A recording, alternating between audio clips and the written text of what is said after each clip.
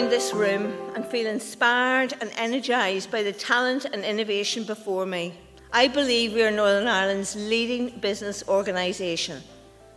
And collectively, we are all promoters of women's individual and economic development. And I believe we are a force to be reckoned with. But today, I want to reflect on the year that has just passed. And the past year certainly has been an eventful and challenging one. The devolved institutions have collapsed for the first time in a decade. Our education service, our health service, indeed all of our public services are under threat, leading to uncertainty for this generation and the next. Anything that threatens our health and education services will leave a lasting mark on not only our society, but our economy. And uncertainty continues around Brexit, the immense changes it will bring, and the economic stakes for Northern Ireland are exceptionally high. And the fall in the value of sterling and the challenges around this. And working women across the UK have been in the headlines with the revelation of the continuing gender pay gap. Unequal pay for men and women has been illegal for over 45 years. And yet the true extent of the gender pay gap has been highlighted again in the media, and it is worrying. This is something that everyone here has the power to change. The recent revelations must be used as a catalyst to drive and inspire change, and as a business organisation for women, we will be your voice. And in politics, while we may not agree with political views, we have many leading women at the helm.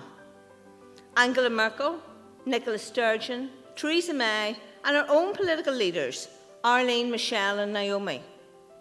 But to ensure the voice of Northern Ireland's people and businesses is heard, it is imperative that local politicians work together with Dublin, London and Brussels, as well as other devolved regions, to secure the best outcome.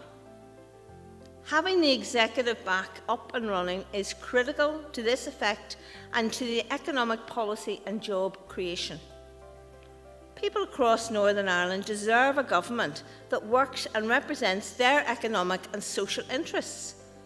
The lack of a working assembly continues to impact on education, health and of course business confidence. All of our local leading political leaders must urgently address this. But the business community must also work together to communicate their concerns and to promote change.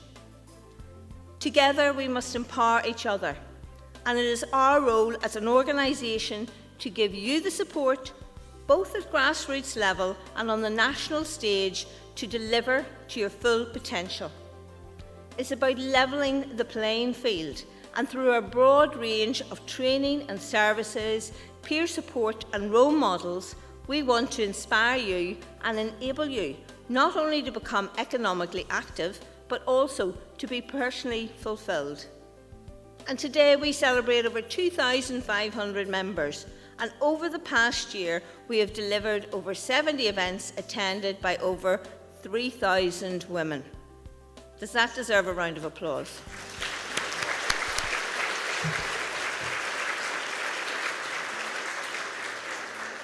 And we host a wide range of free networking events. We have our leadership programme with Queens. With the diversity and growing size of our membership, we now host 2 conferences, one for our female entrepreneurs and one for our corporate members. And we will host our prestigious awards ceremony, which is taking place on the 9th of November at the Crown Plaza in Belfast. And it's a real opportunity to celebrate and showcase business women who are role models to us all. And we are delighted that we have been instrumental in the delivery of a Northern Ireland-wide female-specific Entrepreneurs programme, directly impacting the growth of over 100 female-controlled businesses. And now we are here today to celebrate the launch of our Gender Diversity Charter, which I'll talk about shortly. But last year I spoke about our manifesto, which was inspired by our responsibility to speak out not just for women, but for a broader vision a new economy which relies fully on the contribution of both men and women equally. Within our manifesto, we outline 4 key pillars in education, female enterprise, immigration and diversity. We have already delivered on female enterprise, and now we're delivering on diversity. However, moving forward, our government needs to embrace the benefits of innovative educational policies which we have already outlined in our manifesto. We believe these pillars are crucial for Northern Ireland to achieve its full potential and to take its place on the global stage. But within the diversity pillar, the evidence is clear that businesses with diverse workforces, diverse senior management teams and diverse boards are more profitable and more successful than those that have not. Those who adopt the Gender Diversity Charter framework will be able to identify and reflect on institutional barriers facing women that impact on their career progression, and in doing so will help progress the overall diversity agenda and the working environment for all employees in the organisation.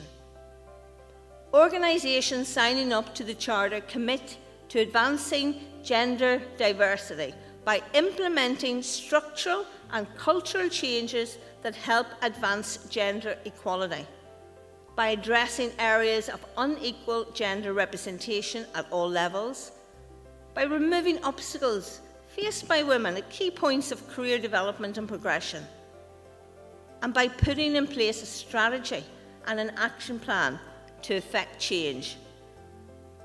Participants must commit to supporting the progression of women into senior roles by focusing on the executive pipeline and the mid-tier level. Businesses will also acknowledge that advancing gender equality demands commitment and action at all levels of an organisation, and in particular, active leadership from CEOs and those in senior roles. But key to the Charter is flexibility. It recognises that organisations are diverse and the start and end point for each may be totally different. Each organisation will set its own targets, strategy and implementation plan. And it comes as no surprise that a considerable body of research suggests that there is a correlation between gender diverse companies and better bottom line results. In fact, companies in the top quartile for gender diversity are 15% more likely to have financial returns above their respective industry medians. A gender diverse workforce provides easier access to resources, multiple sources of information, and wider industry knowledge. In addition to this, there is one underlying principle that should motivate us all. It's the right thing to do. Indeed, with Brexit looming and businesses seeking both security and opportunity, there has never been a more suitable time to reinforce the importance of women in business through our Gender Diversity Charter. In order to maximise opportunities in the years ahead, businesses will need to attract and retain the most talented individuals. Given the proven benefits of a gender diverse workforce, businesses should seek now, more than ever, to implement gender diversification. The Charter seeks to reflect changing opinions and is determined to create a legacy of pride for all those who participate in it. Today, I would urge you all to sign up to the Charter. Take the opportunity to stand out from the crowd. Strengthen your reputation as a leader and attract new talent. Be part of our vision. Do the right thing by your organisation and your workforce. Hesburgh is quoted as saying, "The basic principle is that you don't make decisions because they're easy. You don't make them because they're cheap. You don't make them because they're popular. You make them because they're right."